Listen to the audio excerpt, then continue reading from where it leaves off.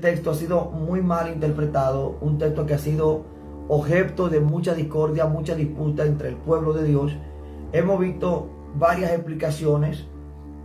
Hubo una persona entre los muchos que sacaron este texto fuera de contexto, aludiendo literalmente que la palabra aquí, fornicación, significa, gloria a Dios, idolatría. O sea, como que aquí hablaba de idolatría, según se me informa. También un pastor, hablando del texto de la fornicación aquí, insinuó o dijo claramente como que esto incluía adulterio. Amén.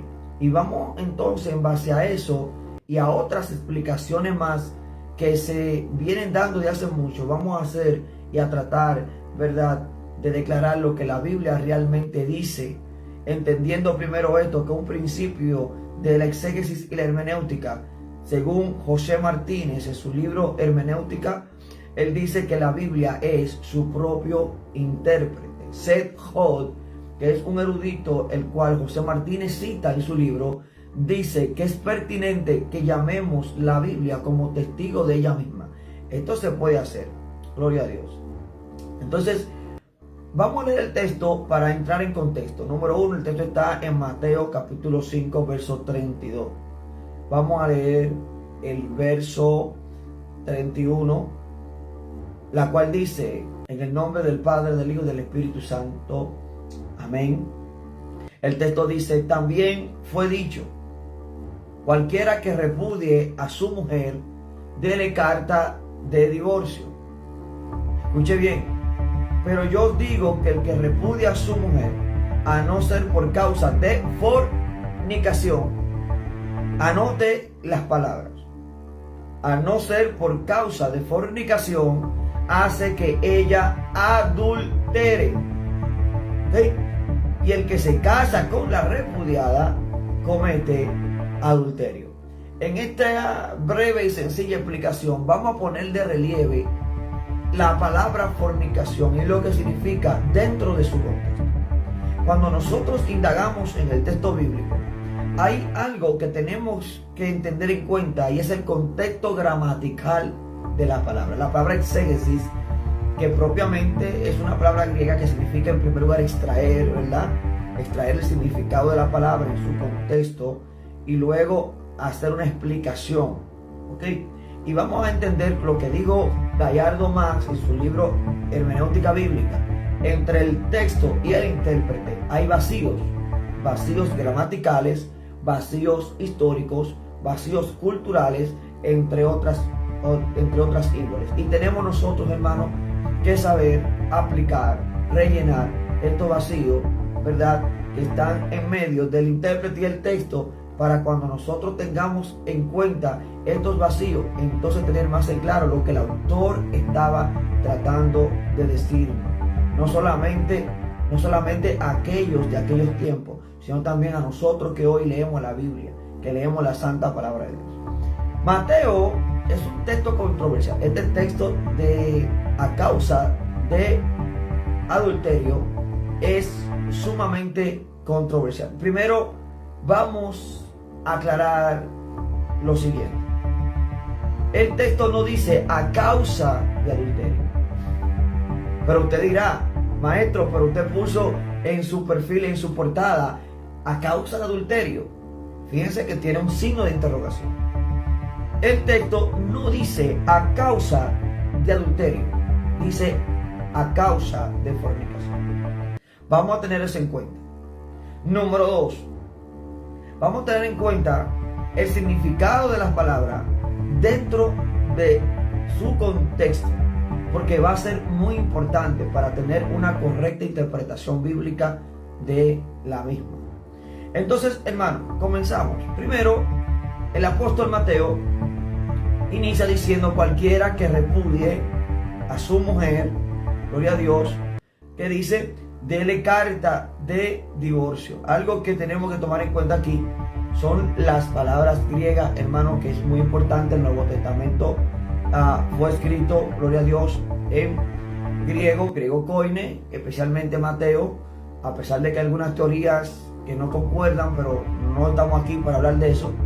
La palabra que alude aquí para repudiar es del griego apoluo o apoluo en griego, que significa perdonar, significa apartar, significa libertar, significa soltar y en última instancia significa divorciar. O sea, que el texto está hablando del divorcio. ¿Okay? Dice: cualquiera que repudie, cualquiera que apolvo, cualquiera que se divorcie de su mujer, dele carta de divorcio. Esta palabra también aquí es muy importante que la tengamos en cuenta, ya que la palabra divorcio aquí es apostación en griego, ¿verdad? Qué interesante. Y esta palabra prácticamente, que es un neutro de un adjetivo, significa en pocas palabras algo separado, ¿verdad? O algo propiamente separador. Entonces, carta del divorcio significa el acto de separar mediante un repudio, mediante una declaración, ¿verdad?, que justifica dicha separación. En el verso 32 dice: pero yo os digo. Escuche bien, hermano, porque Cristo está imponiendo su autoridad. Cristo está hablando de Él como quien tiene autoridad y como quien ciertamente tiene toda autoridad de imponer, de decretar su criterio. Mas yo os digo, pero yo os digo, que el que repudia a su mujer, a no ser, escuche bien, a no ser por causa de fornicación, hace que ella adultere. Y el que se casa con la repudiada comete adulterio. Vamos primero a denotar las palabras claves aquí. Primero, la palabra clave aquí, como ya leímos, una de ellas tiene que ver con repudiar, que es del griego apoluo o apoluo, que tiene que ver propiamente con el dejar ir, el soltar, el dejar libre, despedir y en última instancia divorciar. Amén.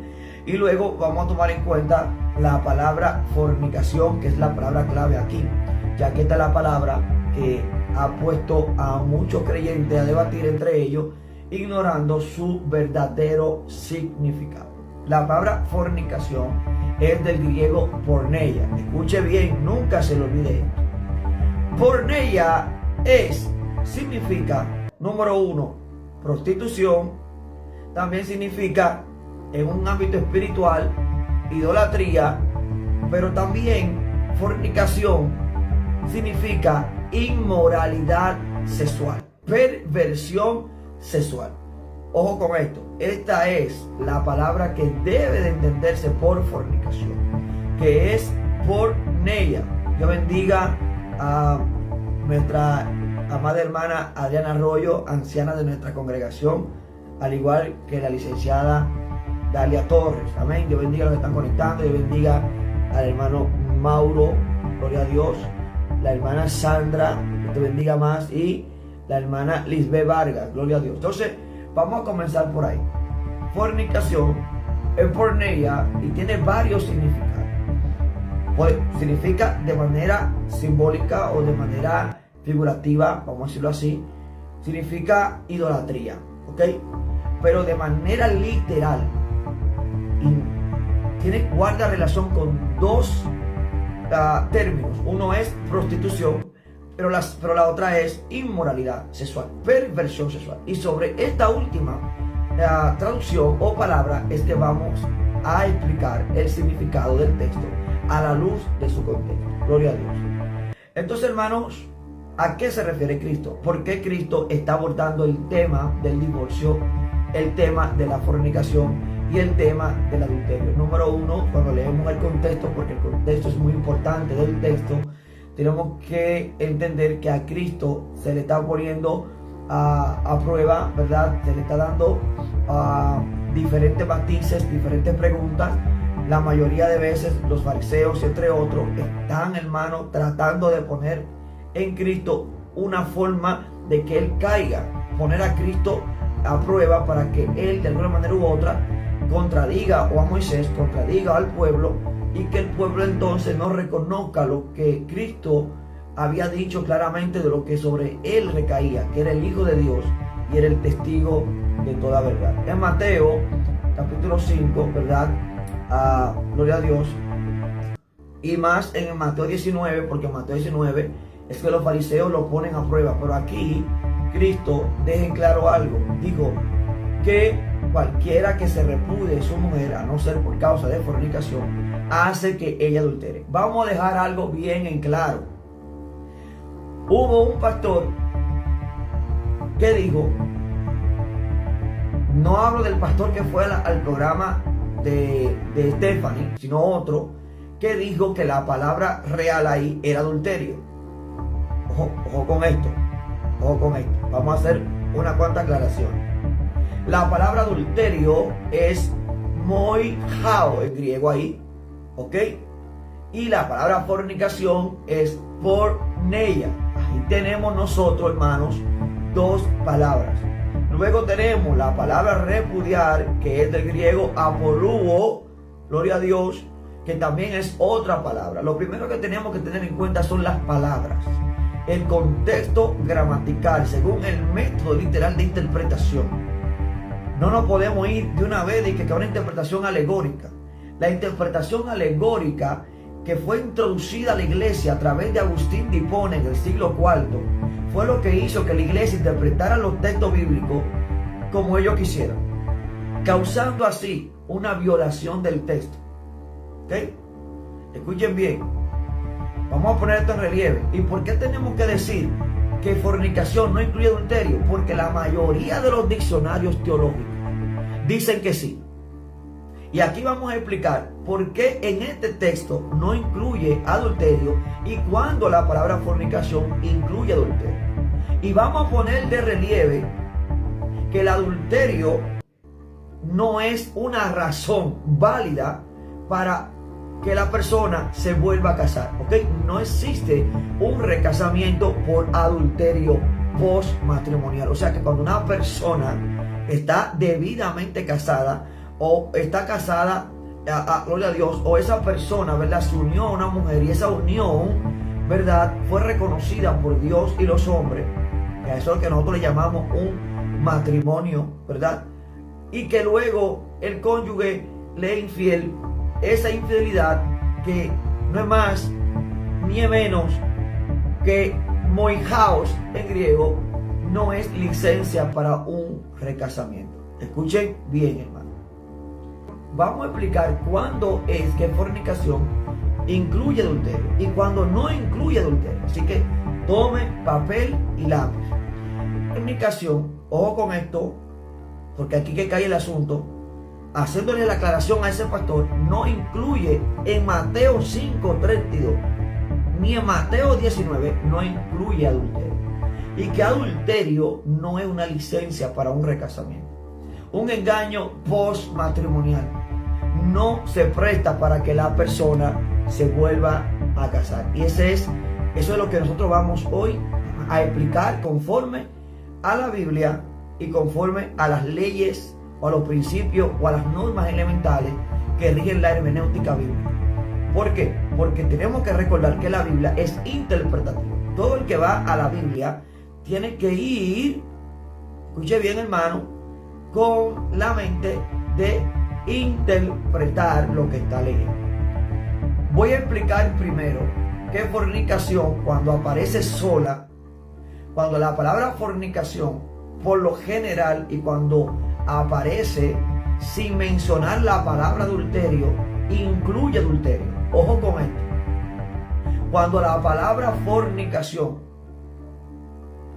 aparece sola y de manera genérica, incluye adulterio. Pero cuando la palabra fornicación, ojo con esto, aparece junto con la palabra adulterio, entonces las dos palabras toman significados específicos. Simple hermenéutica. Vamos a ver los textos donde la palabra fornicación y adulterio aparecen juntos. Y cuando la palabra fornicación aparece junto con adulterio, entonces no toman el mismo significado. Toman cada uno un significado específico e individual. Y por eso Mateo la palabra fornicación no incluye adulterio, porque las dos palabras aparecen en Mateo 5:32. Pero yo digo que el que repudia a su mujer, a no ser por causa de ¿qué? De fornicación, hace que ella adultere. Son dos palabras y por tanto ahí se tiene que entender que las dos palabras incluyen significado específico. Mientras que fornicación aquí es porneia, que en este contexto tiene que entenderse como inmoralidad sexual, perversión sexual. La palabra adulterio es moijao, que significa alterar, mezclar, añadir, cometer adulterio. ¿Ok? Esto es lo principal. Entonces, cuando estas dos palabras aparecen en un texto, tenemos que buscarle su contexto y su significado individual. Vamos a ver algunos textos, hermanos, gloria a Dios, en la que esta palabra aparece, estas dos palabras aparecen juntas. ¿Ok? Pero hay textos y hay momentos en que la palabra fornicación incluye adulterio, pero no es el caso de Mateo 5:32, ni tampoco es el caso de, gloria a Dios, Mateo 19. Vamos a ver los casos en que la palabra fornicación aparece junto con adulterio y por tanto no significan lo mismo, y más el autor que lo está citando tiene en mente dos palabras distintas. Vamos a buscar 1 Corintios, por ejemplo, capítulo 6, verso 9, dice: ¿no sabéis que los injustos no heredarán el reino de Dios? No erréis. Escuche, estamos leyendo Reina Valera del 60. No erréis, ni los fornicarios, ni los idólatras. Aquí también vemos que idolatría y fornicación toman significados distintos. Que hay un pastor o un maestro que dijo que la palabra fornicación en Mateo 5:32 está orientado más al término idolatría. Hermano, eso es una incoherencia. Mira, el que alegue eso humildemente, el que alegue eso por más pastor, más maestro, más profeta, más lo que sea que se quiera llamar, necesita empaparse un poco más de los principios hermenéuticos, hermano. Porque decir eso es tener una pésima teología, es una exégesis muy errada. Corintios 6:9: no erréis, ni los fornicarios, ni los idólatras, ni los adúlteros. Escuchen bien, hermano. Escuchen bien, hermano. Ahí están las dos palabras. ¿Quién está hablando? El apóstol Pablo. Pablo está diciendo: ni los fornicarios, ni los adúlteros entrarán al reino de los cielos. Si la palabra fornicación incluye adulterio, ¿por qué Pablo menciona adulterio después de fornicación? Amén. Vamos a ver otro texto en la que incluye estas dos palabras. El libro de Hebreo, que también se ha malinterpretado, esto es lo que yo le voy a decir a ustedes ahora, se ha muy malinterpretado. ¿Por qué? Porque lamentablemente en hermenéutica existe algo que se llama violación del texto. Cuando imponemos al texto lo que yo quiero que el texto diga y no lo que el texto realmente dice, estamos haciendo una violación del texto. Y voy a explicar qué significa este texto un poquito más adelante. Gloria a Dios. Así que vámonos, gloria a Dios, a lo que estaban hablando y a su contexto. Asimismo, justicia, defensor, son palabras distintas en su contexto. Dice Hebreo 13:4: honroso sea en todo, escuche bien, el matrimonio. Y aquí la palabra matrimonio es gamos. Y gamos es boda. Es una de las palabras. Le voy a dar un consejo a los hermanos que usan aplicaciones para saber el texto griego. Las aplicaciones fallan. Y las aplicaciones, tanto en línea como en celulares, tienen sus defectos. Estudien con un profesor de griego bíblico. Voy a dar un taller de griego bíblico. El que quiera hacer el griego bíblico nivel 1, me escribe, voy a dejar el número. Amén. Porque a veces las aplicaciones te dan un significado divorciado de la desinencia, de lo connotado, de los tiempos. No nada más te da una traducción, una transliteración o una traducción. Entonces les recomiendo que vayan y estudien griego bíblico. Amén. Gloria a Dios. Con un maestro que domine la gramática griega bíblica. La palabra matrimonio es gamos aquí, que tiene que ver con boda, con celebración nupcial, etc. Dice el autor de los Hebreos: honroso sea en todos el matrimonio y el lecho sin mancilla, del término griego que tiene que ver con aquello que está contaminado o que tiene mancha.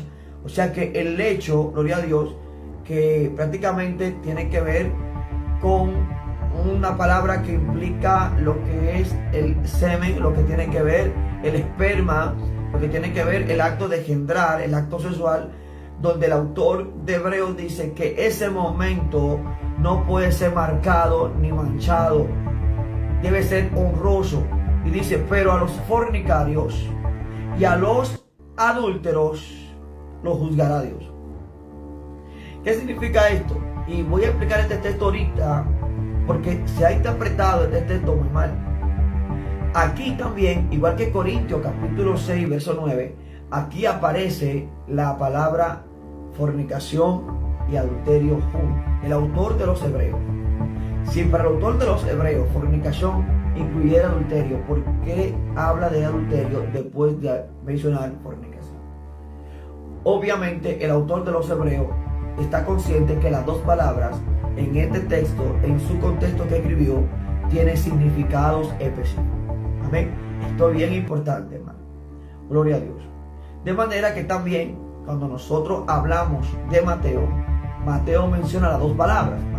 Es la misma regla. Mateo dice: gloria a Dios, el que repudia a su mujer, a no ser por fornicación, hace que adultere. Las dos palabras. Por eso, la palabra fornicación en Mateo 5:32 no incluye adulterio, como dijo un pastor que estaba hablando en la entrevista de la hermana Stephanie. Gloria a Dios. Tampoco la palabra fornicación ahí implica idolatría. Ojo con esto. La palabra fornicación muchas veces denota, oigan esto, denota de manera figurativa idolatría. Muchas veces Dios la utilizó, oigan bien, hermano, Dios utilizó esta palabra para hablar de lo que es la idolatría. Y vamos a hacer unas cuantas menciones sobre esto, porque es importante también ubicar algunos textos dentro de sus contextos. El diccionario de Alfonso Lodward define fornicación bajo el término hebreo shanash. Escuche bien. Y esta palabra tenía la idea de ser desleal y de ser promiscuo. Pero también a la práctica de idolatría se le llamaba figurativamente, literalmente no.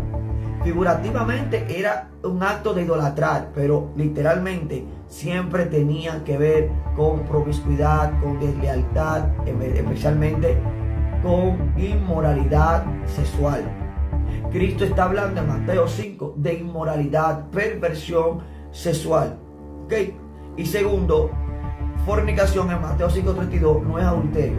Ahora bien, escuche bien, si vemos en Ezequiel 16, por ejemplo, donde se usa la palabra fornicación, dice: pero confiaste en tu hermosura, dice el profeta, y te prostituiste a causa de tu renombre y derramaste tus fornicaciones a cuantos pasaron.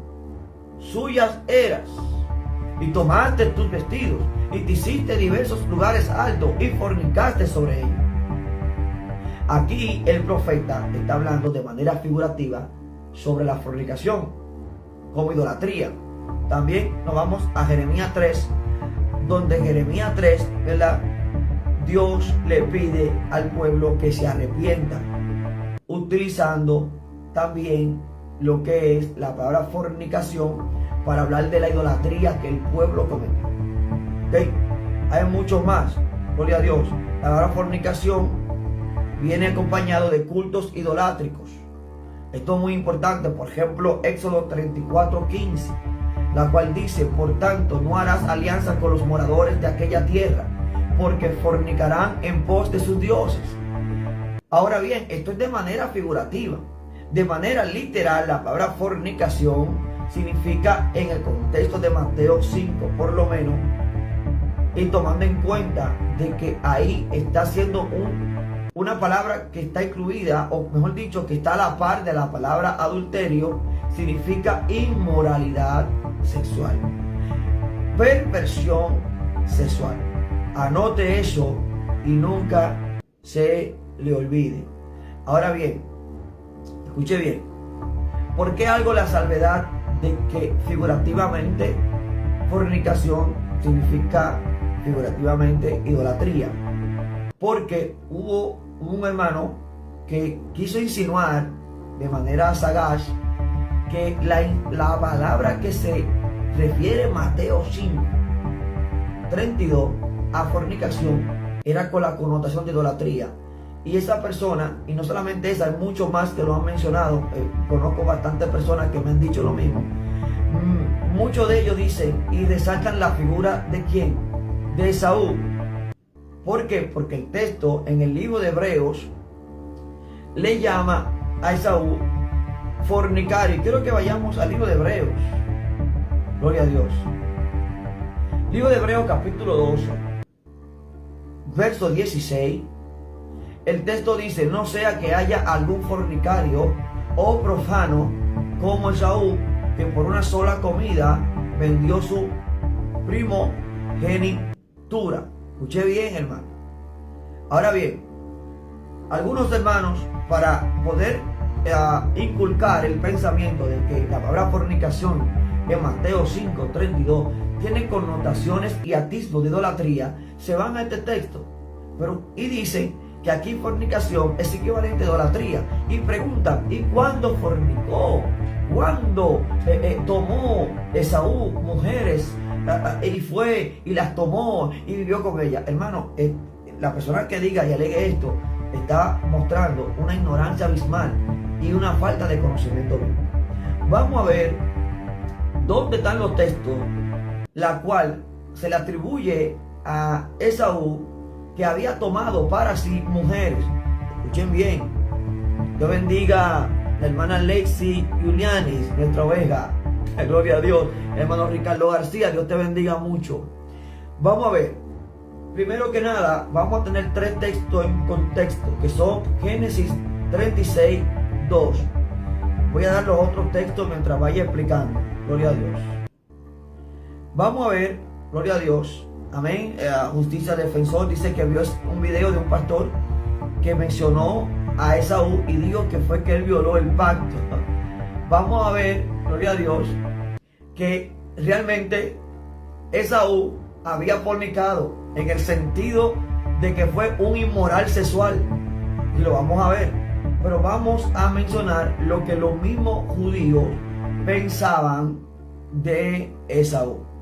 Los judíos decían, le llamaban a Esaú como el fornicador, el vividor de mujeres.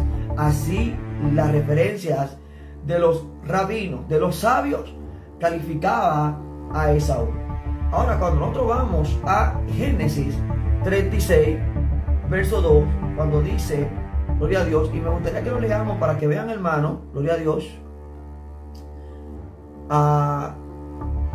para que veamos y te vayan en contexto. Génesis 36:2. Dios bendiga al hermano Mauricio Olano García, mi oveja especial, gloria a Dios. Y también Dios bendiga al hermano, gloria a Dios, Ricardo García, amén, gloria a Dios, y a Luis Alejandro Villarreal. Si vamos a Génesis 36:2, dice: Esaú tomó sus mujeres. Oiga, ponga atención. Tomó sus mujeres de las hijas de Canaán. y le llama por nombre. Dice a Ada, hija de Elón, Eteo, a Aholibama, hija de Ana, hijo de Zibeón, Jebeo, y a Basemat, hija de Ismael, hermana de Nebaiot. Ada, ok, ahí no vamos a continuar. Ahora, vamos a ver aquí la frase que dice, gloria a Dios, Esaú tomó sus mujeres. Sus, con E, hay una S al final, es plural, o sea que tenía muchas mujeres. Alguien puede decir, no, porque Saúl la tomó porque era leal y porque en ese tiempo eran todas al mismo tiempo sus esposas. Gloria a Dios. Miren lo que dice un gran crítico textual llamado Albert Barner, y que también fue mencionado por David Gunsey y también fue mencionado por Adam Clarke. Oh, gloria a Dios. Y también esto lo menciona Adam Clarke. Dice que la palabra su se concluye en esta oración no a un matrimonio. Y no es que está hablando de esposas. Está hablando un crítico textual, conocedor del Antiguo Testamento, Albert Banners, lo estoy citando, gloria a Dios. Y dice, sino que esto significa que se las llevó consigo cuando se fue de Canaán. Escuche bien.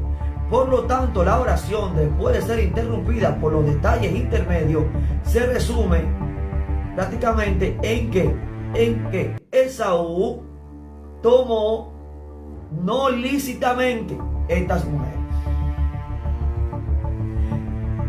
En pocas palabras, ¿qué nos está diciendo este crítico? Este conocedor erudito del Antiguo Testamento, que cuando él menciona a sus mujeres, no se refiere a que se casara con estas mujeres, ni significa que eran esposas de él, sino que se las llevó consigo. O sea, en pocas palabras, era un inmoral, era una persona que practicaba, ¿verdad?, lo que se llama la promiscuidad, practicaba, ¿verdad?, contenía relaciones sexuales con diversas mujeres, y que se la llevó a Canaán. Ahora, fíjense, hermanos, gloria a Dios, según también Adam Clarke, ¿verdad?, y también toma de peso Thomas Goodwin en su comentario a este libro de Génesis, que es un experto en Antiguo Testamento, dice, Esaú solo se casó con la hija de Ismael. Vamos, gloria a Dios, vamos a verlo. Génesis 26, gloria a Dios, del verso 1, el verso 34, nos enseña lo siguiente. Gloria a Dios, vamos a leerlo. Gloria a Dios. Quiero leer este texto. Aquí está, hermano. Vamos a leerlo. Génesis 26. Gloria a Dios. Génesis 26, 34. Dice, gloria a Dios. Y cuando Esaú era de 40 años, tomó por mujer a Judith, hija de Beri, Eteo, y a Basemat, hija de Elón, Eteo, y fueron amargura de espíritu para Isaac y Rebeca. En este contexto, escuche bien, hermano, en este contexto, y según la erudición, dice que Saúl, fue prácticamente su primer matrimonio legal. Oh, gloria a Dios. Cuando decimos legal, hablamos de ser reconocido como en sí matrimonio, unión, ¿verdad? Que se unió a una mujer para cumplir con el rol de un esposo. Según los eruditos, dice, Esaú a los 40 años forma vínculos matrimoniales con los hititas, con él. Escucha bien, que él era el segundo hijo de Canaán. Escucha bien, y ahí entramos entonces a otra explicación geográfica. Entonces, hermanos, alabado sea Dios, vamos a ver también lo que los escritores judíos declaraban sobre Esaú. Y según Weinstein, escuche bien, que es otro historiador y otro escritor, otro erudito, da prueba de que la última denominación, la de una persona profana, le pertenecía también. ¿Por qué? Porque él, según Génesis 25:29, declara que cierto día preparó un guisado, y cuando Esaú volvía del campo cansado, usted sabe la historia, dice que él prácticamente tuvo en poco su primogenitura y se la vendió a su hermano. Esto significa que no le importaba. Ahora, ¿qué tiene que ver esto con la palabra profano? La palabra prácticamente profano, escuche bien, como dice el autor de los Hebreos, porque está muy interesante, hermano, esto, entender que es un fornicario y que es una persona profana. Una persona profana, según el autor de los Hebreos, capítulo 16, como ya leímos ahorita, tiene una connotación, y esto es importante que se entienda, hermano, que tiene que ver con una persona que da poca importancia a los valores espirituales, o que prácticamente su conducta sobre la religión es tratada con desprecio. Esto es el contexto, hermano, de lo que tiene que ver con una persona que es profana. Profana, ¿verdad?, tiene que ver mucho con una persona que descuida lo que tiene valores espirituales. Esto es muy importante. Mientras que fornicario aquí no se toma por un idólatra. No hay un indicio en los textos que hemos dado que conlleve a una idolatría, sino que la aplicación de un inmoral promiscuo se le recaía más a Esaú, según los textos que ya hemos dado, como Génesis 36:2, y que no solamente eso, sino que aparte de que era un promiscuo, un inmoral, ¿verdad?, también los mismos escritores judíos declaraban abundantemente que ese era su carácter. ¿Vio? Esto es bien importante. Esto es bien importante. Volviendo entonces al tema de Mateo 5:32, entonces denotamos que la palabra fornicación ahí es distinta a adulterio. Cuando las dos palabras aparecen juntas, entonces significan algo específico. Las dos toman significado específico. Esto es muy importante. Ahora bien, este estudio o este breve comentario es para aclarar que Mateo 5:32 no habla de fornicación como figurativamente idolatría. Eso sería, hermano, violentar los principios gramaticales y hermenéuticos. Porque todo el contexto de Mateo 5 y Mateo 19 va con relación al matrimonio, en el sentido de la unión del hombre y la mujer y el estado que conlleva esto. Mateo 19, su contexto tiene que ver con cartas de divorcio, tiene que ver con cuál es el motivo por el cual puede un hombre repudiar a su mujer, y por tanto el contexto que respalda la palabra fornicación es la de porneia, inmoralidad sexual, perversión sexual. Ahora, hay algo que tenemos que tomar en cuenta: el principio cultural. ¿Qué estaba pasando en los tiempos de Cristo? En los tiempos de Cristo se daba una polémica. Existían dos pensamientos. Uno pertenecía a la escuela de Hillel, otro pertenecía a la escuela de Shammai. La escuela de Hillel y Shammai surgieron en base a Deuteronomio capítulo 24, donde se trata de que si la persona, si el cónyuge, si la mujer, ¿verdad?, a la hora de presentar la prueba, lo que se llama para nosotros el paño de la virginidad, que era el momento en el que se reconocía el matrimonio ante Dios y los hombres, ¿verdad? Si la mujer se encontraba que no cumplía en este momento con eso, o antes se le cubría antes de, entonces ahí el matrimonio era nulo, la unión era nula, no era reconocido ni por Dios ni por los hombres. Entonces, ¿qué pasaba? El hombre reclamaba su dote, despedía a la mujer se iba envilecida y el hombre quedaba libre, ¿verdad?, de esa relación que terminó siendo prácticamente un fraude. ¿Por qué? Porque la mujer había cometido un engaño prematrimonial. Y aquí es que yo voy a dar la explicación contextual. ¿Por qué Cristo usó la palabra fornicación? ¿Ok? Primero que nada, las dos escuelas de pensamiento, la de Shammai y Hillel, estaban divididos. ¿Por qué? Porque Moisés dijo que el hombre podía despedir a la mujer por cualquier causa de indecencia. Nunca se supo cuál fue la causa de indecencia. Tenemos que entender esto.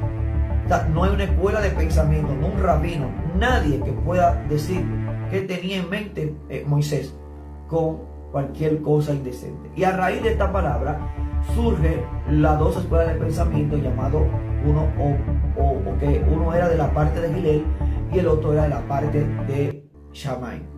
Resulta que Hillel decía que el hombre podía despedir, divorciarse de la mujer. ¿En qué momento? ¿En qué sentido? Si la mujer, escuche bien hermano, no cocinaba bien, se le quemaba la comida, si la mujer, gloria a Dios, no sabía planchar, estoy parafraseando, o sea, cualquier cosa que al hombre le desagradaba, el hombre podía tomar y darle a la mujer carta de divorcio. Esta era la postura más generalizada en aquellos tiempos, la más popular.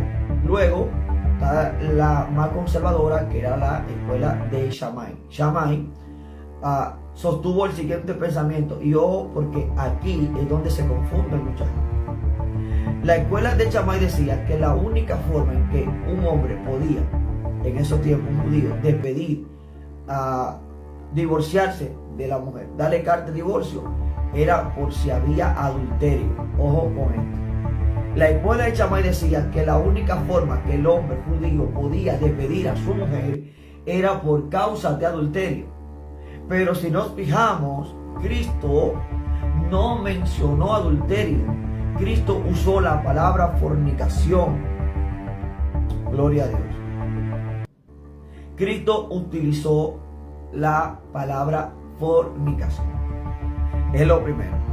Lo segundo es que aquí la palabra fornicación no incluye adulterio, porque ya las dos palabras aquí están. El autor, que es Mateo, que no es un autor del tercer siglo, ni fue la comunidad matiana que le escribió, como dicen los teólogos liberales. Mateo, el autor, ¿verdad?, escribió y sabía lo que estaba escribiendo. Sabía lo que estaba escribiendo. Número uno, Mateo fue escrito para los judíos. Esto es importante que se entienda. Y como él sabía la cultura judía, él sabía lo que él estaba escribiendo y sabía lo que era fornicación y adulterio para los judíos. Y más allá, sabía que las dos palabras tenían un significado específico e individual cada uno. Esto es importante que se entienda. Esta es la razón por la cual, así como en Corintios 6:9 y Hebreos 13:4, las dos palabras aparecen juntas. Y por tanto estas dos palabras tienen significado específico cada una. Esta es la misma razón por la cual en Mateo, fornicación no puede ser adulterio ni incluir adulterio. De manera que los teólogos modernos y muchos hermanos quieren alegar que se incluye la palabra adulterio y que en su defecto la palabra correcta es adulterio, para alegar que cuando la esposa te engaña con otro hombre, esto es una licencia, es el aval para tú poder entonces divorciarte y casarte de nuevo. Esto no es lo que Cristo dijo. Esto no es lo que gramaticalmente el texto dice. Esto no lo es lo que ni siquiera figurativamente el texto dice. Cristo no habló de adulterio ahí. Cristo habló de ¿qué? De fornicación como la causa para que cuando se dé la carta de divorcio no se incurra en adulterio. Ahora bien, vámonos ahora al contexto cultural, porque hay varios contextos. Ya tenemos el contexto gramatical. Dios te bendiga, hermano, que ores Pimentel, gloria a Dios. Que de bendición saber de ti.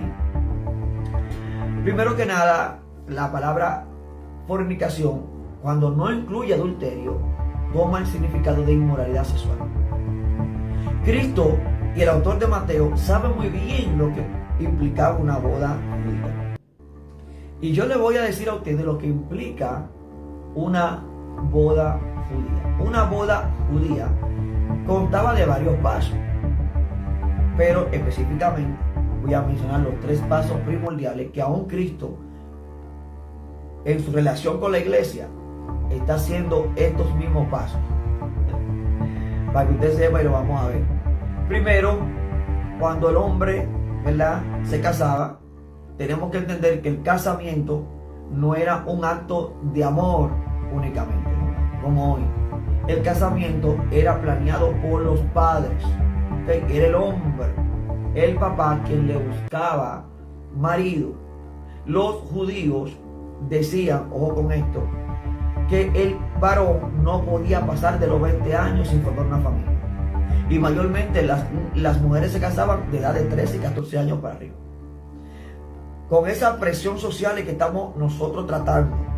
Y en esa circunstancia es que se encontraba el tema del matrimonio en el tiempo de Dios. Ojo con esto. Vamos a ver que la palabra, cuando el hombre se casaba, primero el hombre debía pagar lo que se llama un dote. El dote era una suma de dinero la cual se le daba a la mujer, ¿ok? Perdón, al papá en su defecto, pero era para la mujer, era para la joven. Segundo, después que se pagaba el dote, cuando se pagaba el dote, el padre de familia, junto con la familia del hombre, o lo más cercano, llamaban a los testigos. Los judíos tenían aquí una variante, eran 7 testigos, otros eran 3 testigos, pero llamaban a la comunidad y ahí declaraban lo que se llama, en presencia de todos, que la mujer era la mujer de aquel varón. La declaraban como mujer del varón en presencia de los testigos. Pero aún faltaban 2 pasos. El segundo paso era que el hombre tenía que irse.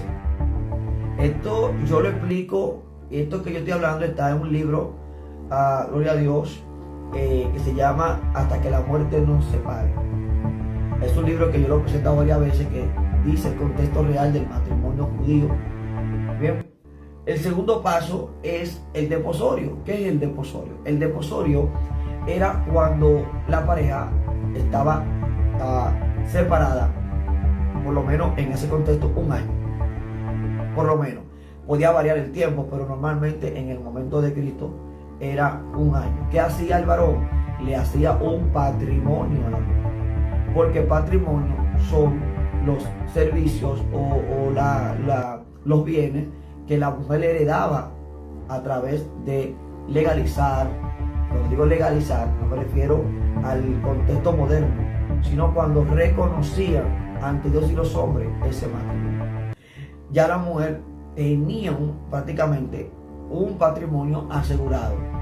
Vámonos por ahí porque esto es bien importante. Dios bendiga a nuestro hermano Julio Ayala de Puerto Rico que nos está sintonizando. ¿Ven? El desposorio era 1 año de separación, donde el hombre se iba a preparar morada o un lugar en la casa del padre. Normalmente los hijos no se iban de la casa, sino que ampliaban la casa del papá y ellos eran prácticamente o pasaban a ser los jefes de la casa. No se cumplía siempre a 100% esta cultura, pero era lo más notable. Entonces, cuando ese varón construía, preparaba lugar en la casa del papá, y cuando terminaba, entonces él venía, ¿verdad?, y tomaba a la novia para luego celebrar lo que se llama las nupcias. Y vamos a explicar el tercer caso, pero el segundo paso, la nupcia, escuche bien, vamos a ver cómo esto es totalmente bíblico. Cuando nosotros vamos, por ejemplo, al libro de Génesis, capítulo 19, verso 4, encontramos el relato, gloria a Dios, donde se encontraba Lot. Y resulta que 2 personajes que entendemos que son ángeles, ¿verdad?, seres celestiales, espirituales, que llegaron, ¿verdad?, a la casa de Lot, estos cuando llegaron las multitudes que practicaban en aquellos tiempos el sodomismo, dice que procuraron y quisieron conocer a estos varones. O sea, cuando hablamos de conocer, estamos hablando de tener relaciones sexuales con ellos. Pero aquí, escuche bien, dice que le dijeron los varones de Sodoma, dice, cuando llamaron a Lot, le dijeron, ¿dónde están los varones que vinieron a ti esta noche? Sácalo para que lo conozcamos. Conocer ahí no era simplemente saludarlo, era mantener relaciones ilícitas con ellos. Entonces Lot salió a ellos a la puerta y cerró la puerta tras de sí. Y digo, les pido, hermanos míos, que no hagáis tal maldad. He aquí, escuché lo que dice Lot. He aquí, ahora, yo tengo 2 hijas que no han conocido varón. Oiga esto, que no han conocido varón. En aquel tiempo, conocer varón significaba estar casado, estar ya unido, ¿verdad? Estar ya ligado a una relación matrimonial. En pocas palabras está diciendo Lot, no tienen esposa, no han conocido varón. Porque ustedes le vayan a hacer a aquellos varones, hágansela a mis hijas. Escuchen esto es importante. Luego dice, gloria a Dios, dice ellos, y ellos respondieron, quita ya, y añadieron, vino este extraño para habitar entre nosotros, y habrá de erigirse juez. Ahora te haremos más mal que a ellos. Y hacían gran violencia al varón, a Lot, y se acercaron para romper la puerta. Entonces, ojo aquí, los varones alargaron la mano y metieron a Lot en casa de ellos y cerraron la puerta. Ahora quiero que vayan al verso 14 y fíjense lo que dice el texto. Escuche bien, el verso 14 dice, entonces salió Lot y habló con sus yernos. Habló con sus yernos. La palabra yernos significa marido de su hija. Pero ¿cómo era marido de sus hijas si el texto dice los que habían de tomar sus hijas? No la habían tomado, pero eran yernos.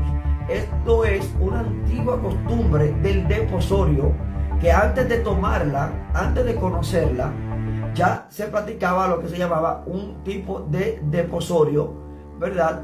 Y que aún, ¿verdad?, no habían tenido el contacto sexual. Ahora vamos a ver en el libro de Mateo, capítulo, gloria a Dios, 1, o el verso 2, vamos a ver, donde el texto dice que María estaba desposada con José.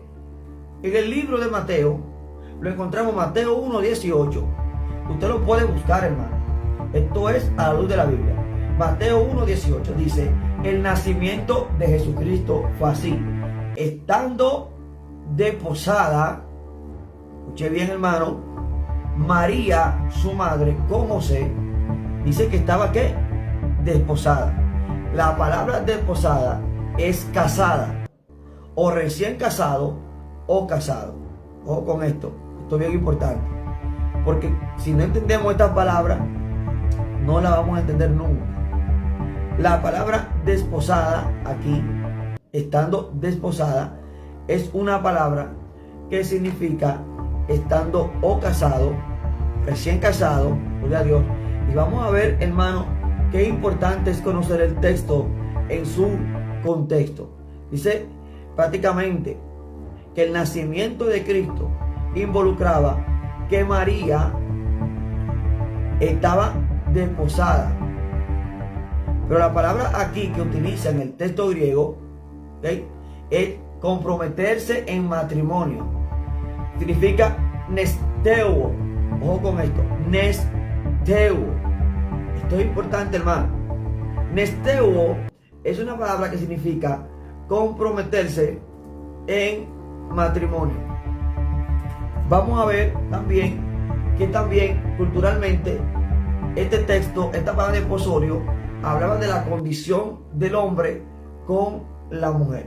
La palabra que se habla de desposada acá dice que es un verbo aurasto pasivo, denota una palabra, como yo le dije, que significa menesteuo, y menesteuo viene siendo, como le dije, un regalo de compromiso, significa comprometerse en matrimonio, pero desposar también significaba ya prácticamente estar casado. Pero ¿qué pasa? Que aquí, hermanos, cuando nosotros leemos más para abajo, vemos, según la Reina Valera del 60, gloria a Dios, que a muchos no les gusta, pero viene siendo una Biblia de las más fidedignas, que muchos digan que no.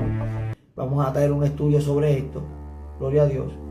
Dice que antes que se juntasen, se halló que había concebido del Espíritu Santo. Estaba desposada, pero aún no se había juntado. A este tiempo de separación se llama desposorio.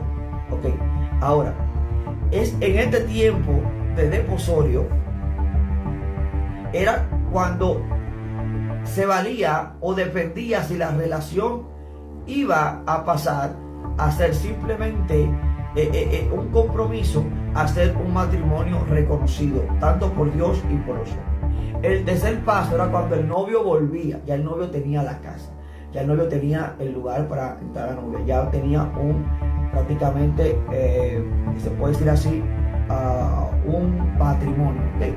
Y cuando él venía, normalmente la cultura judía preparaba a 10 vírgenes, ¿verdad? Y que estas vírgenes tenían que tener sus lámparas encendidas, gloria a Dios, al momento, o tenían que tener suficiente aceite. ¿Por qué? Porque la novia la encaminaban en un lugar oscuro, solamente iluminaban la lámpara, y iban caminando hasta el encuentro con el esposo, donde el esposo en cierto punto la tomaba y pasaba al tercer punto, a la tercera etapa del matrimonio, que eran las nupcias. Las nupcias era la celebración de boda, donde la comunidad participaba. Luego, esa misma noche, venía la consumación, y cuando ocurría la consumación, venía lo que se llama el baño de la virginidad. ¿Okay? Hay teólogos y hay diccionarios que tienen diferentes nombres, ¿verdad? Pero estamos usando los términos más genéricos para que no se confundan. El baño de la virginidad consistía en que la noche el hombre y la mujer consumaban el matrimonio y la mujer botaba sangre. Y cuando botaba sangre, el paño era tomado como prueba de que la mujer había sido fiel y no había caído en inmoralidad sexual. En caso de que esta inmoralidad no se descubriera antes, ok, cuando se mostraba o se tomaba como evidencia el baño de la virginidad, entonces era ahí donde esa unión era reconocido por Dios y por los hombres como matrimonio. ¿Ok? Es ahí en adelante donde se le aplica prácticamente los textos como leyes, modelos genéricas, que lo que Dios reconoce, lo que Dios une, el hombre no lo puede separar. Un hombre y una mujer debidamente casado, donde tanto Dios como los hombres han reconocido públicamente esa unión y que cumplen con todos los criterios bíblicos y que cumplen con todas las cualidades espirituales, entonces decimos que ese matrimonio fue unido, colado, proscolado por Dios. Y por tanto, esa unión no podía quebrarse. Pero ¿qué pasaba si antes de llegar a las nupcias, al baño de la virginidad, se encontraba una indecencia, una inmoralidad sexual? Hay dos textos. Uno está en Deuteronomio 22 y el otro está en Deuteronomio 24. Uno habla de que cuando la gloria a Dios, se hallaba en la doncella una indecencia, una inmoralidad, gloria a Dios, y el hombre la tomaba, gloria a Dios, la usaba, vamos a decirlo así, y me gustaría tenerlo aquí, el texto, para que no se confundan. y luego declaraba como que ella había fornicado, había, o mejor dicho, estado en inmoralidad sexual. Ahí pasaba algo. Ahí mataban a la doncella. Pongan atención con esto. No le daban prácticamente chance si el papá o la familia no mostraban el paño de la virginidad. La doncella era muerta. Cuando alguno tomara mujer y después de haberse llegado a ella la aborreciere, ponga atención porque este texto es bien importante, y le atribuyere faltas que den de qué hablar, oh gloria a Dios, o sea, le atribuyen faltas que den de qué hablar, digan esto, entonces el varón, a esta mujer, él diciendo, yo tomé y me llegué a ella y no la hallé virgen. Ojo con esto, porque hay dos versiones aquí. La palabra virginidad aquí como adjetivo es una persona que no ha tenido unión sexual. ¿Ok? Muy importante que se entienda esto. Es una mujer que no ha tenido unión sexual en este contexto. Y dice aquí, escuche bien hermano, que los vocablos para virgen en el Antiguo Testamento es betulá, entre otras, que se aplica a la mujer que no ha conocido varón. Y luego alma, que se refiere a una mujer soltera en edad de casarse. Aquí, en Deuteronomio 22:4, en Deuteronomio 22:14, la palabra virgen es betulá, que es una mujer que no ha conocido varón. ¿Qué es lo que está diciendo entonces la ley aquí? Yo bendiga a la hermana Yanis que está conectando, que se conectó. Está diciendo que cuando se llegó a ella, gloria a Dios, no le encontró virgen. O sea, la acusó de que en la casa del papá, en el tiempo del desposorio, ella había tenido contacto sexual con otro hombre. Había inmoralidad sexual. Pero ¿qué pasa? ¿Qué pasaba? Cuando no se podía probar lo contrario, ¿qué hacían? La mataban. Y el hombre quedaba libre. Ahora, fíjense algo. Fíjense algo. En el 13 y 14 de Deuteronomio 22 dice, cuando alguno tomare mujer y después de haberse llegado a ella, y después de haberse llegado a ella, haberse, que es un adverbio de tiempo que denota posterioridad de tiempo, un lugar o una situación, gloria a Dios, denota un tiempo posterior en el orden, jerarquía o preferencia. O sea, lo que está diciendo el texto, cuando un hombre ya tomaba una mujer y después en el tiempo la aborrece y luego le atribuye faltas de qué hablar, y luego diga que no era virgen, aquí estaba pasando algo. Y, ¿verdad?, en base a esto, yo quiero que ustedes entiendan algo, amados hermanos, que tenemos dos textos que hablan casi de lo mismo. ¿Por qué tenemos dos textos que hablan cosas parecidas? ¿Y por qué Shammai, Hillel y la mayoría de los judíos se enfocaron en Deuteronomio 24? ¿Por qué? Porque según los mismos eruditos, escúcheme bien, la mujer era un objeto. La mujer era un objeto. La mujer era abusada. La mujer, gloria a Dios, era usada prácticamente como un objeto sexual. Tras el incidente, tras el atribuirle cualquier falta, se hacía comúnmente para el hombre librarse de ella, de pedirla, matarla, y el hombre poder tomar otra mujer. Eso era un atropello. Escuche, hermano, esto era un atropello contra la mujer. Henry Matthews, inclusive John Trapp, inclusive la escuela de Cambridge, en su exégesis, escuche bien, sobre este texto, decía que a las mujeres normalmente se le atribuían faltas cuando ya las querían despedir. Querían librarse del compromiso de ellas. Había un pensamiento retrógrado contra la mujer. Y esto, hermano, no se puede ocultar. Gloria a Dios. Esto no se puede ocultar. Esto, hermano, hay que enseñarlo. ¿Qué posición tenían los judíos contra la mujer? La mujer era un objeto, una propiedad. ¿Cómo así? Claro, si usted va a Éxodo, incluso capítulo 21, que es muy interesante, vemos que cuando un hombre era esclavo y era soltero, el dueño le daba una mujer como que era un objeto. O sea, la mujer era un objeto. Toma. Y dice que pasados 6 años, él era libre, el esclavo, y podía irse sin la mujer. La mujer pertenecía al amo. Léalo por Dios. Leyes de esclavitud. Y si la mujer le daba hijos, oigan bien, los hijos y la mujer eran del dueño, del amo, del hombre no. Y si el hombre quería quedarse con la mujer y los niños, tenía que venderse como esclavo perpetuo. Alabado sea Dios. Cuando en el Éxodo dice, no codiciará la mujer de tu prójimo. No solamente dice eso.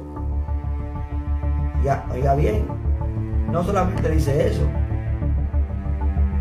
Mire, hermano, la mujer era vista como un objeto, tanto así, que si el dueño tenía un hijo y al hijo se le daba una mujer, por ejemplo, dice en Éxodo 28, 21:8, mas si la hubiera desposado con su hijo, está hablando de una mujer, está hablando de una sierva. Si el papá vende a su hija por sierva, mire cómo tenían las mujeres, los judíos.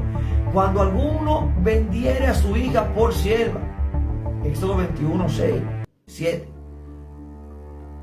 dice, si no le agradare a su señor, por lo cual no la tomó por esposa, se le permitirá que se rescate y no la podrá vender a pueblo, a vender a pueblo extraño cuando la desechare. Oiga, como si fuera un papel. Mas si la hubiese desposado con su hijo, o sea, él tenía un hijo y desposaba a esa muchacha, ¿verdad?, que compró, que se la vendieron, la desposara con su hijo, dice que hará con ella según la costumbre de las hijas. Y si tomare el hijo para él otra mujer, mire qué cosa. O sea, el varón le podía buscar diferentes mujeres porque la mujer era un objeto. La mujer era un objeto. Si tomare otra mujer, no podrá disminuir su alimento, ni su vestido, ni el deber conyugal. Escuche bien, hermano. Escuche bien. Y esto, que las culturas que no eran judías eran todavía más fuertes en contra de la mujer. Gloria a Dios. También vamos a ver, hermanos, cómo las mujeres para los judaísmos eran consideradas como una desgracia. El judaísmo, y voy a dar unos cuantos ejemplos, y esto no importa que sean comentarios después de Cristo o antes de Cristo. Eso es una tontería de que si son antes de Cristo o después de Cristo. Recordamos que los rabinos, los sabios, hacían comentarios que posteriormente se registraron. ¿Ok? Entonces, miles de comentarios registrados para el siglo III siguen una secuencia antes, durante y después de Cristo. O sea que el pensamiento de los sabios no se negaban, sino que se le añadía. ¿Ok? Esto es importante porque hubo uno por ahí que dice que hay que ver si el comentario de los sabios con relación al cristianismo es antes o después de Cristo. Eso es irrelevante, es lo primero. Ok, el judaísmo, ¿verdad?, humillaba a la mujer. El mismo judaísmo enseña, y cito, en el rezo del Shaharit, la cual se rezan 14 bendiciones, conocidas como el Birkot HaShahar, la bendición de la mañana. Mire, esto lo han modificado, pero miren que en la versión que ellos rezan esto, de los judíos ortodoxos, se encuentra una bendición donde los hombres agradecen a Dios, no haberlos hecho mujer. Y ellos oraban, decían: Dios mío, gracias por no hacerme mujer. La obligación de decir estas bendiciones están plasmadas en el Talmud, algunas en el Tratado de Berajot 60b y en otra en el Berajot 623, donde dice Rabbi Yehudá lo siguiente: el hombre está obligado a recitar 3 bendiciones cada día, y una de ellas por bendecir a Dios por no ser mujer. Estamos hablando del judaísmo. Y en cuanto al liderazgo, el judaísmo también, hermano, nada que ver. Cuando vamos, por ejemplo, al libro de Éxodo, capítulo 20, donde están los mandamientos, miren, hermano, lo que dice el texto. Dice de la siguiente manera: no matarás, verso 13, no cometerás adulterio, no hurtarás. El verso 17 dice: no codiciarás la casa de tu prójimo, no codiciarás ni su siervo, ni su buey, ni ninguna cosa. Wow. Tú no puedes codiciar ni sus siervos, ni los animales, ni ninguna cosa. Por ahí otra cosa. Dice: no codiciarás la mujer de tu prójimo, ni su criada. O sea, pone a la mujer al mismo nivel que el buey, que el asno, que cualquier cosa. ¿Por qué? Porque la mujer en el judaísmo, en ese momento especialmente, no tenía voz ni voto. Y el hombre, según Henry Matthews y otros, abusaba de la mujer, especialmente en el ámbito marital. Ojo con esto. Entonces, ¿qué pasa? Que cuando, según Éxodo 22, cuando el hombre quería deshacerse de la mujer, la llegaba a aborrecer, ¿qué usted cree que atribuía? Que había inmoralidad. ¿Por qué? Porque lo que hacían era que la mataban, y entonces el hombre podía quedarse libre, gloria a Dios. O en su defecto, si el hombre podía, gloria a Dios, probar que no era así, gloria a Dios, o el hombre se quedaba con la mujer, es importante que usted lo entienda, o prácticamente llegaban a unos términos, ¿sí? Llegaban a unos términos. Dice acá, gloria a Dios, en el libro de Deuteronomio, muy importante lo que estamos leyendo aquí, hermano, ustedes de bendición, lo siguiente, gloria a Dios.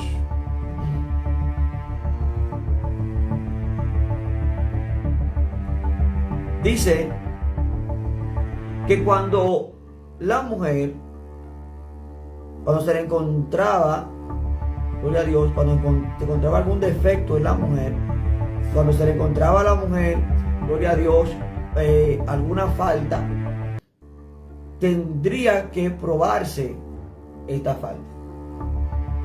Amén. Tendría que probarse esta falta. Y prácticamente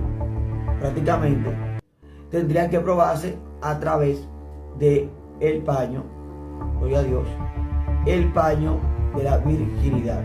Eso está en el verso de Deuteronomio 22:13. Dice: si el padre no encontraba prueba, a la mujer la mataba. Aquí la teoría del paño de la virginidad ustedes la encuentran en Deuteronomio 22:17. Y extenderá, dice, y aquí él le atribuye faltas que dan de qué hablar, diciendo: no he hallado virgen a tu hija, pero ved aquí las señales de la virginidad de mi hija, y extenderán la vestidura delante de los ancianos de la ciudad. Escuchen bien. Entonces los ancianos de la ciudad tomarán al hombre y lo castigarán, y lo multarán en 100 piezas de plata, la cual le darán al padre de la joven por cuanto esparció mala fama sobre una virgen de Israel, y la tendrá por mujer y no podrá despedirla. Pero, ojo con esto, el paño de la virginidad era muy difícil, o sea, era muy raro que se conservara. Era muy raro que se conservara. Vamos a ver hermano, lo que aquí dice, gloria a Dios, cuando no se podía probar, la mujer la mataba.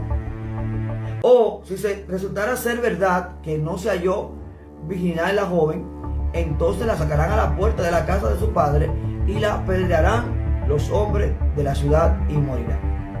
¿Okay? Entonces, aquí se hizo una reformulación. Moisés, para salvaguardar la imagen, la vida y la dignidad de las mujeres, entonces hace una reforma. ¿Qué reforma hace? Estamos en Deuteronomio 24. En Deuteronomio 24, ¿verdad? Dice, gloria a Dios, lo siguiente.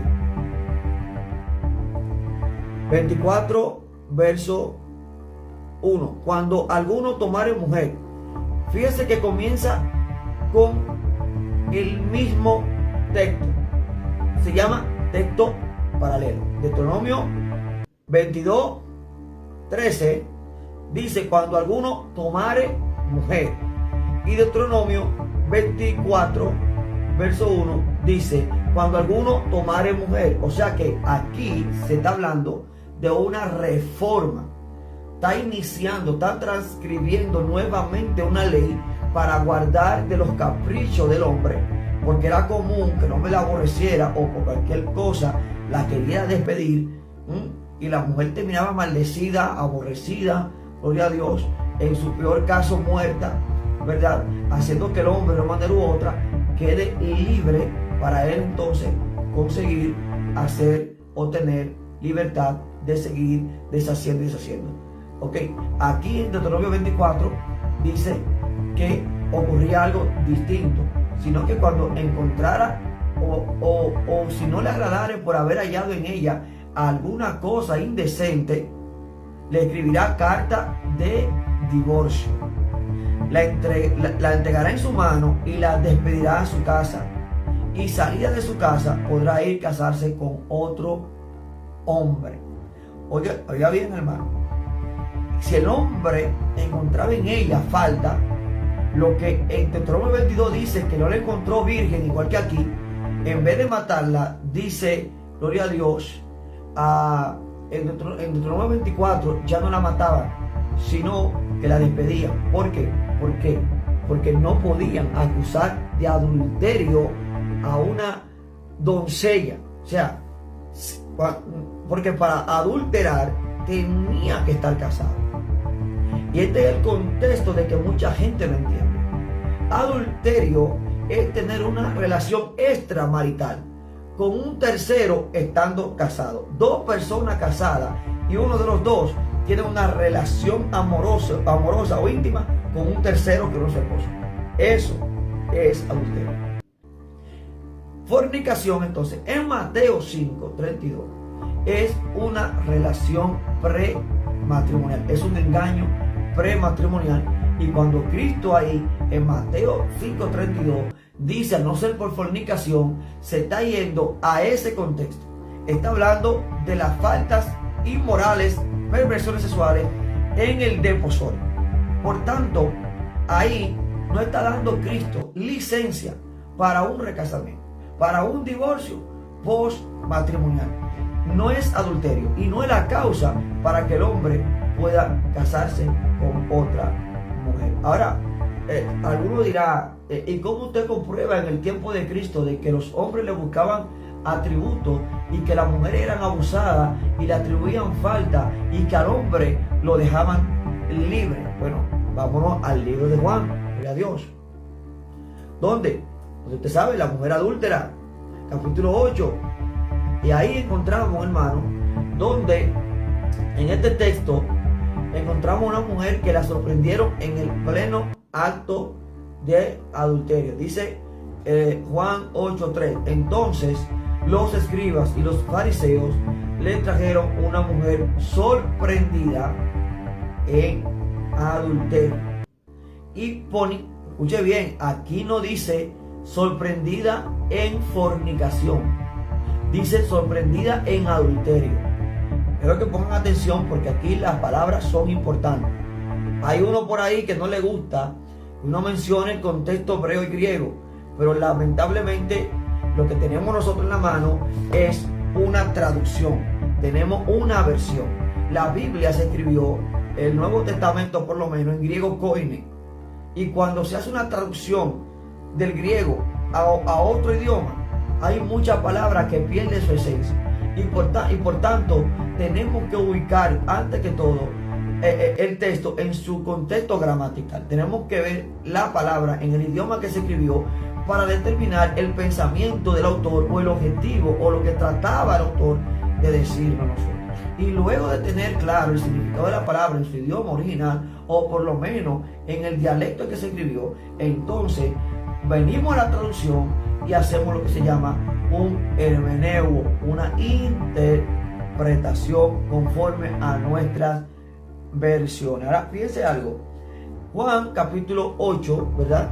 Juan capítulo 8, verso 3 dice que esta mujer fue sorprendida en acto de adulterio. Esto es importante que se entienda. ¿Por qué? Porque la palabra aquí, adulterio, tiene una connotación especial. Y estoy casi terminando con esto. Tiene una connotación muy, muy especial. Y yo la quiero poner de relieve aquí hoy, porque es, hermano, la clave para entender muchas de las cosas que nos están trayendo a nosotros dolor de cabeza.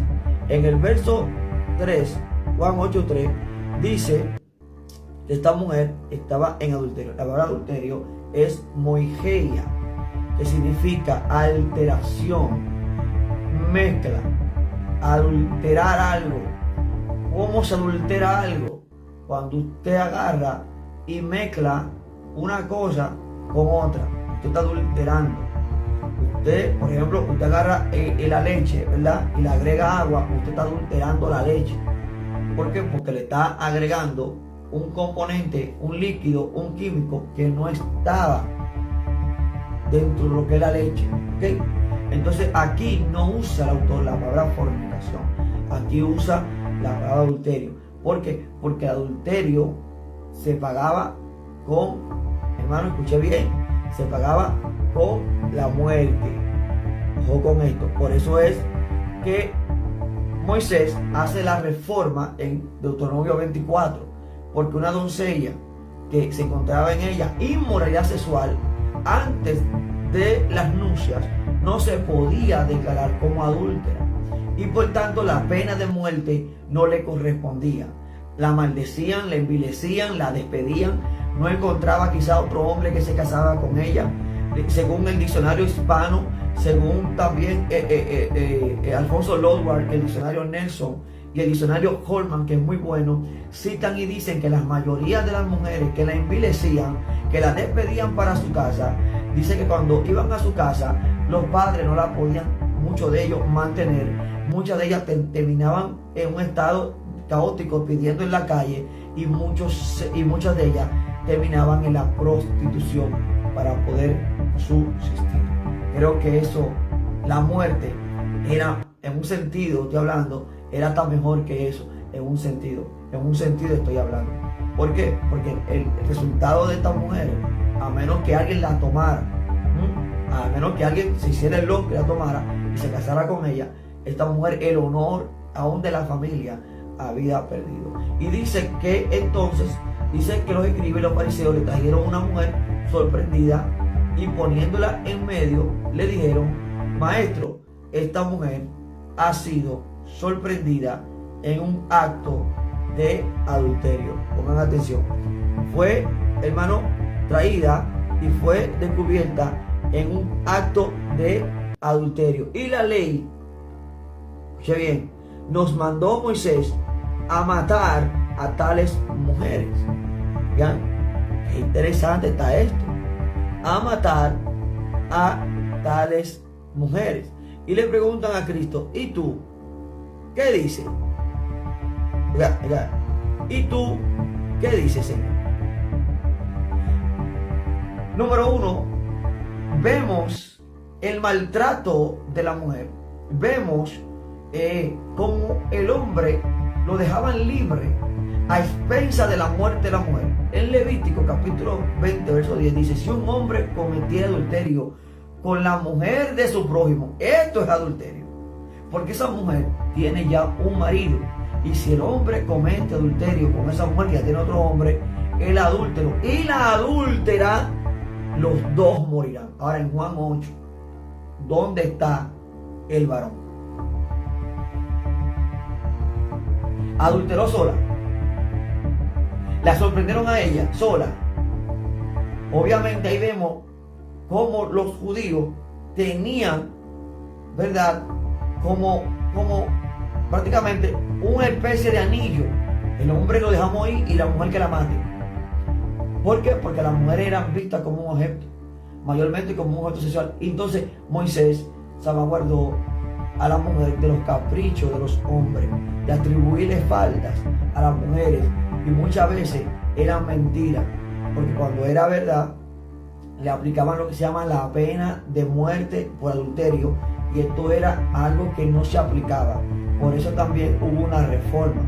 ¿Por qué? Porque no se le podía aplicar lo que se llama la pena de muerte por adulterio a una doncella que había cometido una inmoralidad sexual antes de llegar a la nupcia. Entonces, hermano, para ir concluyendo con este tema, esto fue un tema es un tema bien poderoso, y es prácticamente una aclaración de Mateo 5:32. Con relación al tema del recasamiento y con relación a los otros textos, hermano, no voy a abordar sobre los otros textos, sí voy a hacer una aclaración, ¿ok? Mateo 5, número 1, y voy a sistematizar esto. Número 1, Mateo 5:32. La palabra fornicación es distinta al adulterio, y por tanto fornicación no incluye en ese texto ni en ese contexto adulterio. Fornicación es porneia, y Jesús lo habla con relación a la perversión sexual que ocurría antes del matrimonio, o vamos a decirlo así, antes de las nupcias, donde la unión del hombre y la mujer eran reconocidos ante Dios y ante los hombres. A eso se refiere Cristo. Por tanto, Jesús no citó, no mencionó y no incluyó la palabra adulterio, y Jesús no está hablando de una infidelidad, no está hablando de un cuerno, como dice en mi país, no está hablando de que si la mujer te engaña, tú estando debidamente casado, tú estando ya en una relación reconocida por Dios y por los hombres, si tú estás casado y la mujer te engaña, eso no es válido para usted volverse a casar. Eso no es lo que Jesús está diciendo. Y lamentablemente la mayoría de los teólogos, la mayoría de los diccionarios, esto es lo que enseñan. Pero realmente la palabra fornicación, porneia, que no incluye en ese contexto adulterio, hace referencia a una cultura en la que la mujer cometía una perversión sexual prematrimonial, o antes de las nupcias, o antes de que esa unión era reconocido por Dios y por los hombres, cuya prueba venía siendo el paño de la virginidad, conforme a los textos que estamos nosotros dando.